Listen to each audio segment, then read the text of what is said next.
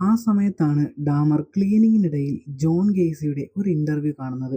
അതിൽ ഇന്റർവ്യൂവർ ഗെയ്സിയോട് നിങ്ങൾക്ക് ദൈവത്തിന്റെ ജഡ്ജ്മെന്റിനെ കുറിച്ച് പേടിയില്ലേ എന്ന് ചോദിക്കും. അതിന് ഗെയ്സി പറയും, ഇല്ല, ഞാൻ കഴിഞ്ഞ 10 വർഷമായി ഒരു വിശ്വാസിയായിട്ടാണ് ജീവിക്കുന്നത്. ഒരുപാട് തവണ കൺഫെഷൻസ് നടത്തി.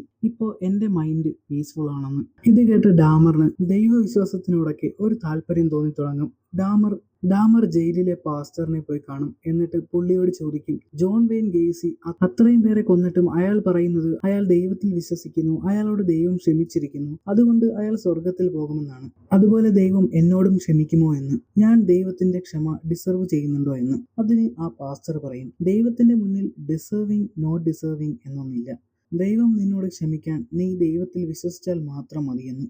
അതേസമയം മറ്റൊരിടത്ത് ഗ്ലെൻഡയും ഇതുപോലെ ഒരു പാസ്റ്ററിനോട് സംസാരിക്കുമായിരിക്കും.